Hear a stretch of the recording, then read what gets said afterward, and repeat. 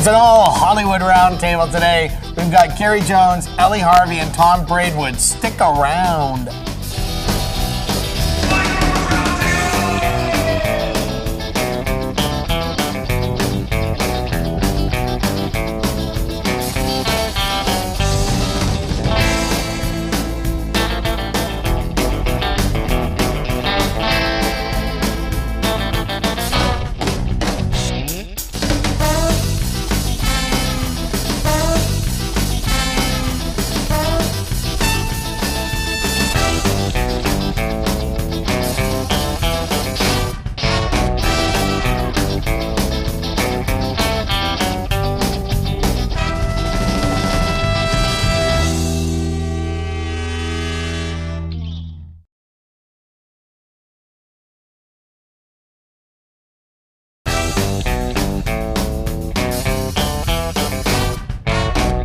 Welcome to Roundtable. I'm your host, Michael Roberts.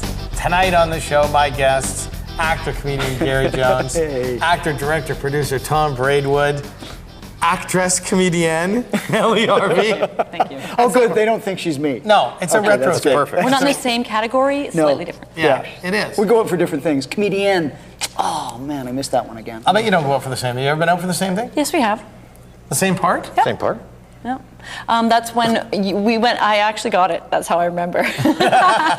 We went out for, it was the paramedic for the PNE commercial. It was all the theater sports guys. Oh, right. They didn't care who. They just wanted funny. They didn't care about the sex. So I beat all of you. Gender specific. That's right. Actually, I was the only female who read, so I was the wild card. So. Oh, they took a chance. Sometimes the wild card is the one that they. What year do you think that was? That was probably 96. And look how it all came around that you played the peony again. And this time I was right on your ass! Because what we were doing was hosting Shaw TV at the PNE, which was a cable access show. Right. So we were the host. We had a gig for the entire run of the PNE. We show up, first day, I get to the main gate, I'm like, oh God, I don't have a pass or anything. They didn't give me one. So I talk my way through the turnstiles. It was like some kid who was he was ripping tickets last year. Now he's like the guy with the windbreaker. Looking me up and down. I'll let you in this time, but tomorrow, have some ID. I drill the guy in the head. Then I have to run through the parkland in the PNE. I'm sweating, I'm in my show clothes, got a knapsack, I finally get there, go, yeah, it's just on the other side of the park. I get there, the fence. There's a fence. I'm like, I'm late, I gotta get to this gig, and I see the little tent in the distance. On the other side of the fence, so I climb a fence. So I climb a fence. Oh yeah. I'm like, it was like one of those, I realized it was like, I'm in okay shape. Looking over, oh my God. And then just okay, now I gotta just to see what's on the other side. Then I gotta haul myself over a fence to get to work. Talk my way in. It was totally Mission Impossible 3, but the lame, non-budgeted version. Yeah. Yeah, Tom, you're going to have to talk your way past the teenagers. I don't know what you're going to do. Well, I know that we've all worked in the industry, in the film and television industry for years. And I know that we all have stories of meeting celebrities and people that we've had, to work with and stuff like that. Have any strange, unusual things happen when you work with, big stars that you maybe, you couldn't believe you're working with somebody? Hey? Oh, Katharine Hepburn. Well, I worked with Katharine Hepburn once, and it was really believable, right? She's 900 years old. She's got pink eye. Her head looks like a shrunken apple ball. She's like, whoa! Oh yeah, she's like, you look at her, you go, whoa! And she's like, oh my God. And it was this completely believable scenario where I'm like a horse and carriage driver in Stanley Park, and she steals my carriage. Hey, get back here, 900-year-old lady. And she's like, ah. And they put her in the chair. And for the first time in my life, I'm in a feature film, and somebody's standing behind me with cue cards. Just huge cue cards. And it's like her lines are in red and mine are in black, and she just looks at me, she goes, who speaks first? And I go, oh, you do, Miss Hepburn. And she goes, who speaks second? Then I talk. When do I talk? I go, well, you are the first line. And when do you speak? I talk after you. Who's got the red lines. Those are yours. Oh, who's got the black line? And it was like, I was like, we had the same conversation for like 10 minutes. And when do I? And I was like, you got me. It's like, you talk, I talk. It's Somebody like, say action, please. That's right. Get this over oh yeah, with. and there was a horse there. This was funny too. They had the horse there just for the look, right? The establishing shot. Then when they did the close-ups, like they got rid of the horse, and the horse was like, drugged and pooing everywhere. It was like, as they go, get rid of the horse. So they unbuckle the horse. All the Teamsters take like 20 minutes to get this horse out of the harnesses, and she's just staring at them. And then finally the horse goes, and she looks at me. She goes, where's the horse gone? They took the horse, Miss Hepburn. Tom? Well, I can't top that. Wow. That's a tough one to follow. So we had one back in my assistant directing days doing an X-Files, and Peter Boyle came up to do it. This is the one you got nominated for an Emmy for, right? Clyde. That was his Bachman. big comeback, actually. And so he arrives. He's there for the whole episode, and he comes on stage, and I do what I usually do. I introduce him around, stuff like that. Well, he won't look at me. And so I sort of try to deal with it, and I start to introduce him to people, and I notice he's not looking at anybody else either. He just looks over their head. Hi, Peter, this is, nice to meet you. Fine. And so I said, well, would you like to meet the director? And he said, yeah, fine, okay. And take him over and introduce him to the director. Just looks over the director and says, yeah, nice to meet you, fine.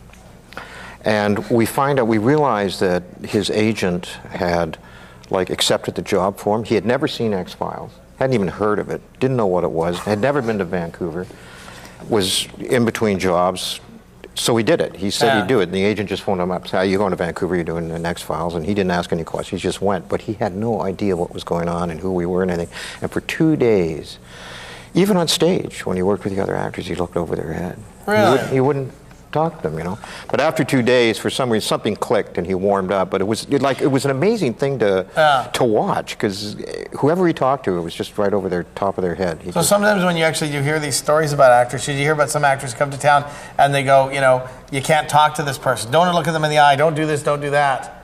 Then some of this stuff actually happens. Yeah, I think it does, then, he warmed up. In the end, he warmed up and he had a great time. And once he won the Emmy, it warmed him up a hell of a lot more, don't you think? Maybe he reads auras.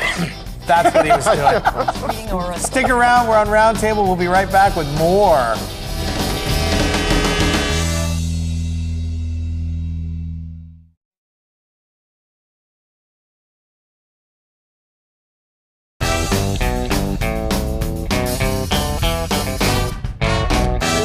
Welcome back to Roundtable. I'm your host, Michael Roberts, and my guests and I are discussing our brushes with greatness. Wow. Aren't we? We've had brushes. Oh, yeah. Yeah. My first one was with Lee Marvin in an elevator when I was 18 in Helsinki. I was going to Russia with my lie. school. It's true. It's true. Really? I was going. Cattle call. I was going with my school to Russia. Yeah. And that was when Andropov was in. So it was like when it was scary, and we stopped in Helsinki on the way, and they were shooting Gorky Park there. And so we get in the elevator, and it's a bunch of teenage girls, and then Lee Marvin walks in, and I'm going, that's you guys. And all my friends are like, who? They had no idea who he was. So, and I was just, that's the first. Paint your wagon. Paint your wagon. I'd seen all those old movies. My parents watched movies all the time, and my brother was a movie aficionado, so I totally knew who he was. And then that was my first star ever. And so I said, "Are you Lee Marvin?" And he didn't even look at me. He went, "So far." And I remember thinking, I wanted to go, "Be a grumpy old pig," but instead I just went, "Wow." And 6 months later, you were married. Yes, we were. In a wonderful ceremony. And I Never forget it. but I didn't get any palimony. What? No. Anyway. My wife and I had a great one. We were at the wrap party for X-Files when it left Vancouver and it moved out of here. So what we usually did every year was we would rent a hotel room downtown, because we would get Hammer. Yeah, Tired. being polite. And I did. And so anyway, we go to the party. We have a really good time, and we come back. I think the company got good rates at the Sutton Hotel or something. So we went. We were staying. You will Sutton. now. You just mentioned it. Free suite. So we go back, and it's like 2 in the morning or something. I don't know what it is.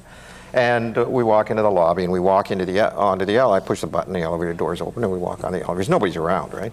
And just before the elevator doors close, Arnold Schwarzenegger steps into the elevator.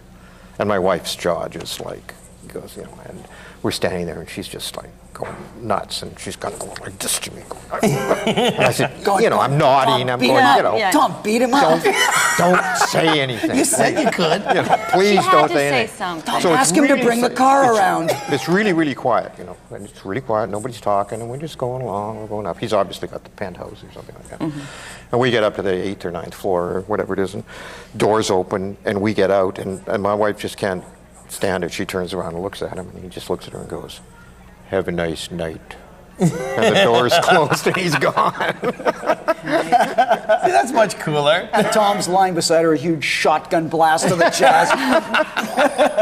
It was really sweet. I played his secretary on the did you? 6th day. Yeah. Oh, excellent. So I spent some time with him, and I thought I had great fun with him. I thought he was a super nice guy, and it was so funny because there are all the stories about him being lecherous and stuff, and I didn't get that at all. I thought we had a lot of good laughs, and he was really charming and nice and generous. Well, he stole a convention a month ago. And Oh, yeah? he was just amazing.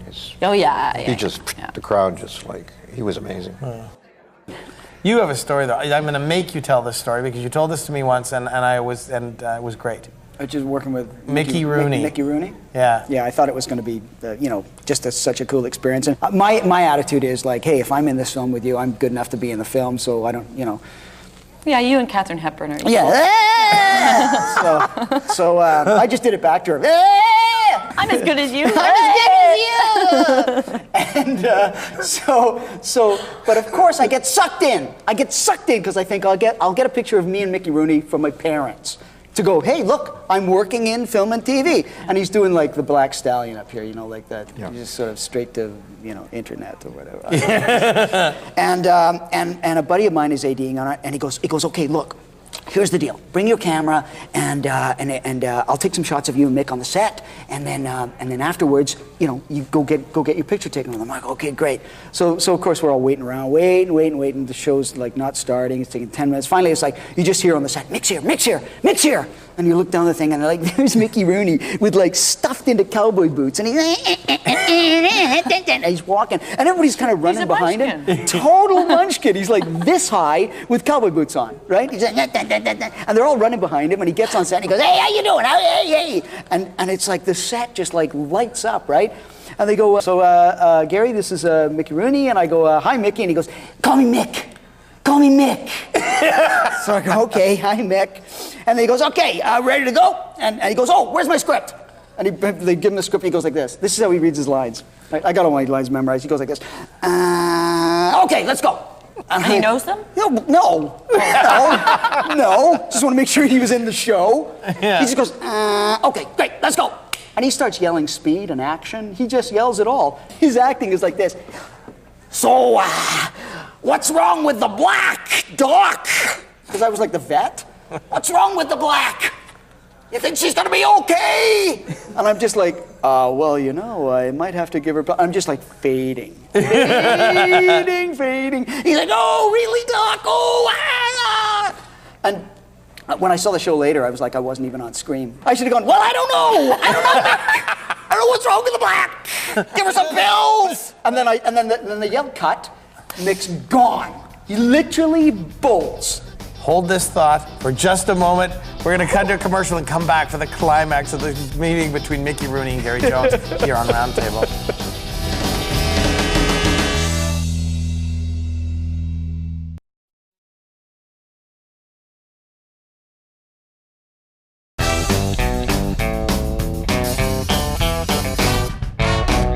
We're back on Roundtable. Can you hardly believe it? Chapter 3 of the Mickey Rooney story, starring Gary Jones as Mickey Rooney. Oh, You're working on a show called Black Stallion. Legendary Mickey Rooney. I want to get a picture of me and him with my parents. And the scene ends. Mick's gone. And my friend, the AD, he gives me my camera. He goes, here, go, quick, run after Mick. Otherwise you'll never get him. So I go, oh my God, so I'm running after him. And he's like, he's gone, right? So I'm running after him. By the time I get to his trailer, he's like changed and coming out. He's like, he's like getting out of there. Well, I heard a And rumor. he sees me with a camera. I heard a rumor that he had all his costumes Velcroed. Oh, that would... He stepped that into would- the trailer and went, wow. You know what? I would. It's terrible. I swear to God, Tom, that would totally make sense because it was like he time traveled. He gets in his trailer and he's like, hey, and he comes out and he sees me with the camera, and I go, and he goes, oh Jesus, and then it's like, boo, you know, oh God, God, and I go, no, it's okay, Mick, it's okay, don't worry about it, forget it. And he goes, come on, like this, and I go, okay, give the camera to the PA. And Mick's standing beside me, and he goes like this, oh, God, take the photo! And they take the picture, and I go, oh, thanks a lot, Mick. And the PA goes, one more for safety. I was like, you insane? And he goes, oh, God, what a safety! And then he just gets in his limo, driven by his brother with a theme. Driven by his brother? His brother's driving the limo, and he just hears the theme to Cats. And he just like drives off. And we were all just like, totally. That was my Mickey Rooney experience. That is the Mickey Rooney experience. The ultimate Mickey Rooney experience. Oh, man. I love this business, though, for stuff like that. I just do. You don't get that. I don't think you get that in the plumbing business. No. I don't think plumbers sit You know around going, what? You are wrong about that. Are you Oh, I'm kidding? sorry. Too many stars get their houses plumbed? no, I know that, but I mean about other... I'm talking about plumbers with other plumbers. I'm talking about, you think plumbers sit around going, one time I worked with this plumber, an amazing plumbo. They don't do that. I don't know. Oh, maybe. All the plumbers out there, give us a call. The one I got, you know the one I got sucked into the worst though? No. Nick Nolte. I actually thought, okay, I'm past the aging, 40s, movie star. I thought Nick Nolte, it's gonna be awesome. I spent like a day at a table with him shooting a movie called Trixie. Oh, yeah. And it was just, of course, the scene's like really quick. But Nick Nolte was insane. And he was... I don't believe it. He used to be like this. And I kid you not, they were just about to roll in a scene, and he'd go like this. Except he wouldn't do it with his mouth. No, not with his mouth. Folks, just imagine at home that it's not his mouth. They go, okay, camera's rolling. And he'd go, oh, sorry about that, folks. That's going to be a stinker. That's, and we're like this at the table. We're at the table. You can't leave. He's just like, and then you act the scene. Oh, whoa, yeah, sorry about that. And all these extras who were like, kind of like there going, oh, it's Nick Nolte. And he's just like, all day.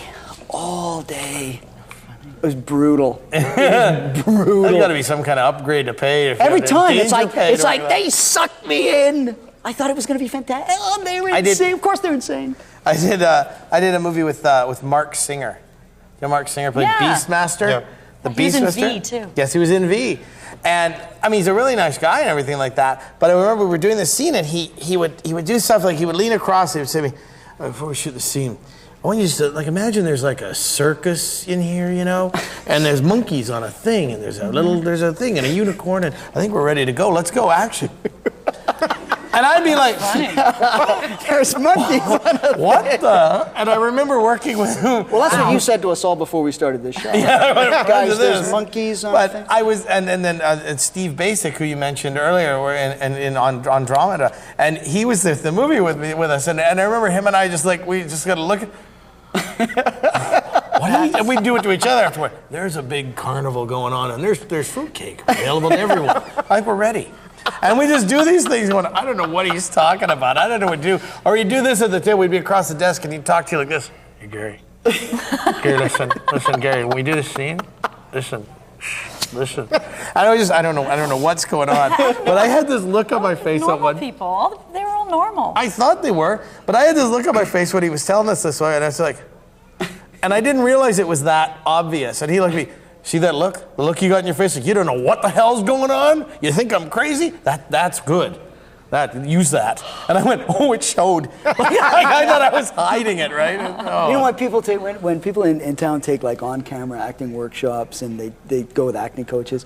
There almost should be a class for like the X factor, nutcase factor of like you have no idea what you're about to get into. You think it's going to be like you're on camera, sit down at a table and do your lines, and And you go, yeah, but try that. You know, I'm going to do that throughout the scene. Let's see how you react. Just see how you react. I think we have a good idea for a day workshop. We'll let you know how to get that workshop right after this message on Roundtable. Oh, sorry about that, Mike.